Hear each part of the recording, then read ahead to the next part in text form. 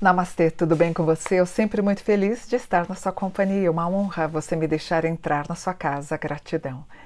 Se inscreve no canal. O canal está crescendo porque você está me ajudando a crescer. Deixe seu like, deixe seu comentário. É importante para a gente ter engajamento. Eu escrevi um livro, né? Deixa eu pegar aqui para vocês. Olha, Jesus, está aqui, ó. Esse livro aqui. E enquanto Jesus estava na via sacra, né, para ser crucificado, ele ouviu algumas palavras. Sabe hoje quando você fala assim, vai se lascar, vai se danar, quero que você vá para o inferno, o que você fala, você xinga, né? Alguns xingamentos. Sabe quais foram os xingamentos que ele ouviu? Furcifer!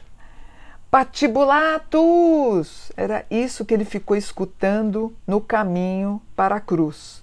Furcifer! Furcifer! Furcifer! Patibulatus! Patibulatus! E as pessoas rindo dele. Então, nos tempos de Jesus, escravos e prostitutas usavam essas expressões. Quer dizer, na verdade, os comerciantes, as pessoas que eram andarilhas usavam essas expressões, como Furcifer, tipo, não me perturba, vai para a forca, e patibulatus, vai lá segurar a cruz aí, não me perturba, refletindo a crueldade das punições. Outra forma de humilhação era chamar alguém de infelix lignum, infelix lignum, ou vá para a madeira infeliz, que era ser crucificado, onde a vítima era despida e posicionada de pé antes de ser pendurada em uma viga conhecida como infames stipes, que era a viga infame. E a crucificação era uma das formas de pena de morte mais cruéis, combinando a tortura física e a humilhação pública. Esse tipo de tortura foi originada na Pérsia e esse método visava infligir sofrimento extremo e a desonra ao condenado. A palavra crucificação deriva do latim cruci, que significa cruz, e fixus, que significa fixado, fixo a cruz. Na época de Jesus, esse tipo de execução era utilizado pelos romanos, enquanto os judeus praticavam o apedrejamento, o enforcamento, o estrangulamento à fogueira.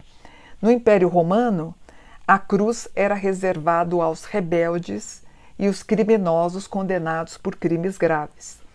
E o peso de uma cruz tinha mais ou menos entre 130 a 140 quilos. A parte vertical, chamada de stipes, ele permanecia fincada no chão. Ficava lá permanentemente. Então, o condenado à cruz só carregava a parte superior, que pesava entre 35 a 40 quilos. E a vítima caminhava nua pelas ruas, ou seja, Jesus caminhou pelado nas ruas. E a única coisa que ele levava consigo era uma placa pendurada no pescoço, chamada de títulos, onde estava escrito o crime que ele cometeu. Aí, chegando no local da tortura final, era fixado então a cruz, amarrado com corda, não se usava pregos. Jesus foi pregado porque ele era um condenado famoso. E esse prego ele tinha entre 12 a 17 centímetros, que atravessava aqui, ó, aqui, né?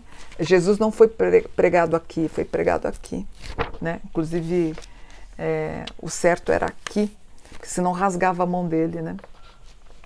E causava o ferimento profundo que intensificava o sofrimento. Aí esse peso, quando colocavam, né? Porque alguns crucificados tinham os braços amarrados e também o prego, né? Como eu disse para vocês, a grande maioria, 99,9%, ficavam amarrados. Jesus, porque não tinha prego naquele tempo, era muito caro, mas Jesus ele recebeu o prego por ser um condenado famoso, né? O peso do corpo acabava pressionando o tórax dificultava a respiração e aí a morte. A causa mortis, então, da crucificação era por asfixia, arritmia cardíaca, desidratação, a exaustão, embolia pulmonar e a acidose. O método de execução em si era muito desumano, aplicado de maneira que transformava o condenado em um objeto de riso e de sofrimento para a pessoa, mas todo mundo ria, as pessoas riam disso. Naquela época, a crucificação assumia diversas formas, por exemplo, com a cabeça voltada para baixo, com empalamento. Então, as cruzes eram colocadas no ânus ou na região da virilha, e tinha a cruz simplex, ou na forma de T, ou na forma tradicional, como a gente viu com Jesus, que era a cruz imissa, ou na crucificação menos comum, que era X, como aconteceu com Santo André, ou Y. E dentre essas práticas, uma forma comum era o empalamento, era uma das formas mais brutais. Os romanos, que eram famosos por essa crueldade, eles usavam as estacas colocando nas partes íntimas das pessoas. Muitas vezes era uma forma sádica de entretenimento para a plateia, que aplaudia. Isso era degradante para a família dos condenados. Joséfo, que era um escritor do primeiro século, que eu me baseei muito nos textos dele, eu usei 4 livros do Joséfo para escrever o livro de Jesus. Na bibliografia, o Joséfo me ajudou muito. Na bibliografia, eu cito os livros de Joséfo, eu usei 4 livros dele. Ele relata que durante a Primeira Guerra Romano-Judaica, a crucificação em massa ocorreu em vários momentos, né? E qualquer um podia ser crucificado. O simples fato de um judeu sorrir para um romano já era motivo de crucificação. E muitos cidadãos pacíficos foram açoitados e crucificados. Em um único dia, chegaram a ser crucificados 3.600 pessoas, incluindo mulheres e crianças, que não receberam perdão. A crueldade dos romanos não tinha fim. As pessoas eram açoitadas e crucificadas em frente às muralhas de Jerusalém, o pouco que sobrou. Às vezes, eram capturadas 500 pessoas, e os soldados, movidos por raiva e ódio, se divertiam pregando prisioneiros em diversas posições, às vezes de cabeça para baixo. E o número de crucificados, às vezes, era tão grande que não tinha nem cruz para crucificar. 100 anos antes de Jesus ser crucificado, 6.000 seguidores de Espartaco foram crucificados num dia, ao longo da Via Ápia, que era uma antiga estrada romana de 200 quilômetros que ligava Roma a Nápoles. Essa punição foi ordenada pelo general Crasso como a represália à revolta de Espartaco. Sim, você ouviu certo, foram 6.000 seguidores de Espartaco crucificados. Foram gladiadores e prisioneiros capturados. 40 anos após a morte de Jesus, outras pessoas foram crucificadas durante a revolta judaica. E Joséfo diz que chegou a faltar madeira para tanta crucificação. Difícil, né, gente? Quando eu escrevi o livro, esse livro baseado nos textos de Joséfo, você percebe a crueldade infligida por Jesus. Aí você entende a dor que ele sofreu. Em Roma, um lugar chamado Capo Esquilino era o local destinado à crucificação dos escravos, que era um espaço sombrio, que era frequentado por corvos e abutres. E por lei, os romanos não eram crucificados. Esse castigo era reservado para os inimigos do Estado. Em aramaico, o termo tselov significava pendurar, mas também carregava uma conotação de maldição. Por isso que os judeus não consideram Jesus como Messias, porque Jesus foi pendurado no madeiro. Em Israel, a madeira usada na crucificação vinha da árvore de oliveira ou da acácia. E, curiosamente, lá na Judéia, em Israel, a acácia era conhecida como árvore maldita ou infeliz, porque ela era usada para os enforcamentos e para madeira para crucificação. Interessante, né?